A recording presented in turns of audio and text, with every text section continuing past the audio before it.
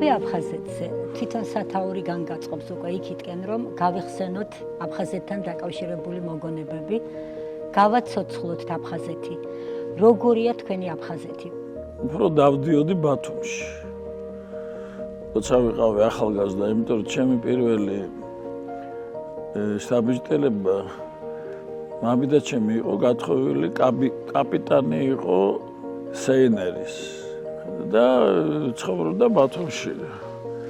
ძალიან ისეთი საყვარელი კაცი იყო გოგოლაშვილი და იქ დავდიოდი ხოლმე ბათუმში მამიდა ჩემთან ახლა.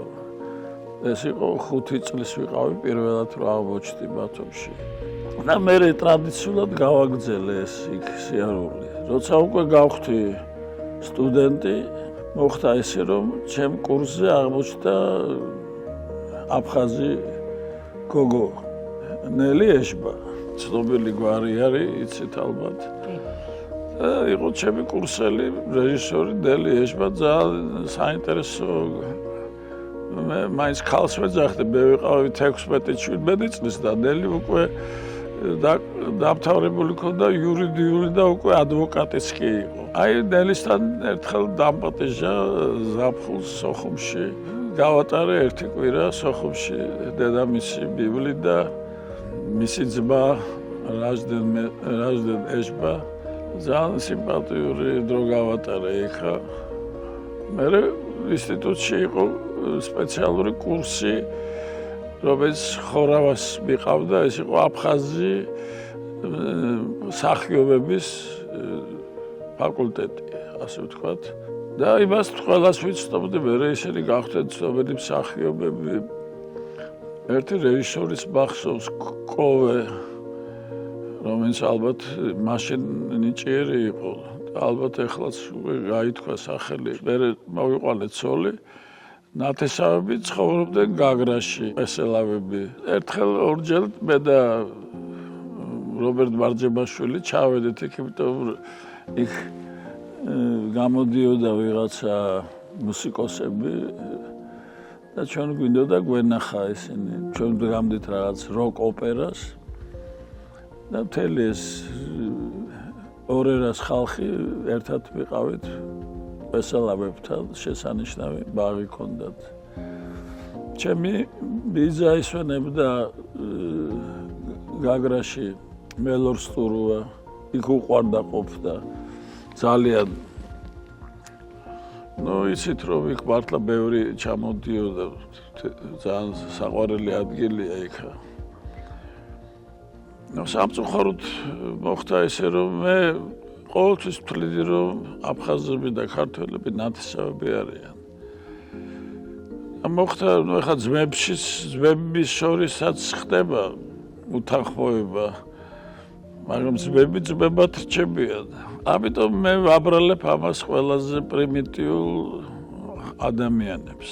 იმიტომ რომ ის ეხლა ჩემი სიმამრი ესელავა, კარგად იცნობდა გულიებს, გიორგი გულიას, მეც კარგად ვიცნობდი და რა უნდა ვთქვა, მე გული მტკივარ, რომ ასეთი როგორც ქუჩიური ენით თქვა, ჩორტი ჩაგვიგდეს. მე როცა ჩხუბებენ, ვერცერც ვერ გაამართლებ. და მე ხშირად ხდებოდი ხოლმე მას შემდეგ, რაც ეს უბედურება დატრიალდა და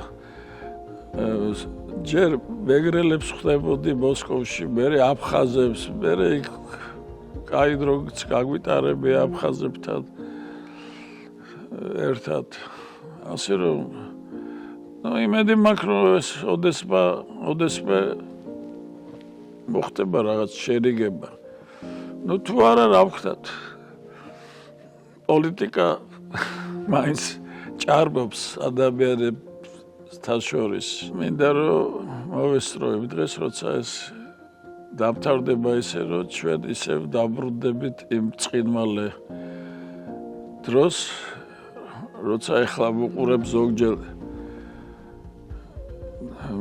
ცნობილი მხატვრების, აფხაზები მხატვრების ნახატებს, ვიხსენებ რა ხდებოდა სოხუმში. ძალიან მენატრება ეს ყველაფერი. და მინდა უთხრა აფხაზებს, რომ გამოუცხადო სიყვარული და დაევიწყოთ ეს ყველაფერი, იმიტომ რომ ბოლოს და ბოლოს ჩვენ ყველას გველის ერთი რამ წასვლა სხვაგან საბუდამოდ და ეს არ დაგვამიწყდეს როგორც ლათინები ამბობდნენ თარგმნი პირდაპირ არ მინდა ლათინურად რო თქვა იფიქრე სიკვდილზე და ბატონო რობერტ, თქვენ აღნიშნეთ, რომ იქ ჩადიოდით, ქონდათ ახლობლური ნათესაური ურთიერთობები და გახსენდებათ ალბათ აფხაზი კოლეგებიც. აი მაშინ თუ იგრძნობოდა ეს ქართველი, აფხაზი? ყველგან არა, ზოგი იყო ძალიან აქტიურად ისეთი როგორ დავარქვა ეს ნაციონალიზმი არ მინდა დავარქვა, უბრალოდ რაღაცა პროვინციალური ტიპის ნაციონალიზმი. სინამდვილეში ეს იყო აი თესლი, რომელიც ვიღაცამ ჩანერგა. ამიტომ მე მობიერად ვუყურებდი, მე სულ მეგონა რომ ეს ყველაფერი მორჩება ადრე თუ გვიან.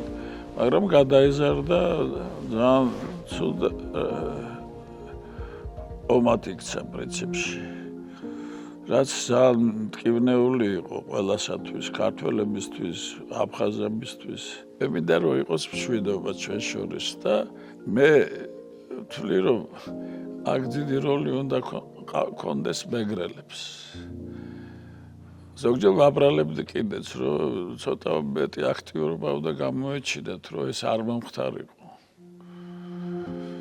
ახლა მე წარმოშობით მეგრელი ვარ, მართალია იმერეთში გაზრდილი ვარ და იმერლად მიმაჩნია ჩემი თავი, მაგრამ ხო ვიყავი მამაჩემი და მე ჩხორთოლში, მამაჩემი ხატავდა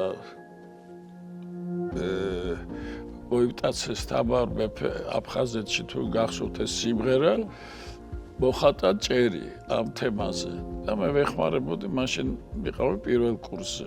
რას ეტყოდით იქ მცხოვრებ აფხაზებს, ქართველებს, აი როგორ უნდა დავახლოვდეთ ისე, როგორ წარმოგიდგენიათ ჩვენი თანაცხოვრება და აი რა გზებით? ხალხმა თუ არ გადაწყვიტა ეს და როგორ უნდა გადაწყვიტოს? თვითონ მოუაროს თავის თავს. ამიტომ მე მინდა რომ კარგად დამთავრდეს ყველაფერი, მაგრამ ეს ძნელი საქმეა. ეხლა მხოლოდ ოპტიმიზმი არ გიშველის. ეხლა ვლაპარაკობდი სწორედ. ბერძნები ამბობდნენ, რომ ოპტიმიზმი ეს სიცრუეა. იმიტომ შენ გონია რომ კარგად იქნება ყველაფერი. არა. ბერძნული დრამატურგია ყოველთვის ტრაგედიას ეხებოდა. იმიტომ თუ კაცმა არ თქვა სიმართლე და ადამიანები არ მიხვდნენ რა ჭირთ, დიაგნოზი ყოველთვის უფრო მკაცრია ვიდრე სიცრუე. ფიქრობ რომ მეტნაკლებად ორივე მხარეს ხვდებიან აფხაზებიც კი რომ აფხაზურ ენას კი, ამაში მე დაწუნებული ვარ. მაგრამ გონია რომ ჩვენ ვათამაშებს რაღაცა ძალა, ბოროტი ძალა. ჩვენ როგორც ფიტულები ვასრულებთ მათ მოვალეობას. თან ეს ძალა, ბოროტი ძალა არ არის ისეთი რომელიც არსებობს. ის თითქოს რაღაც ღმერთების ხელში ვარ, ბედის წერის. ამიტომ მოდით ჯობია ვიყვარდეს ერთმანეთი, ჩავეხუტოთ. ძალიან კარგი იქნება.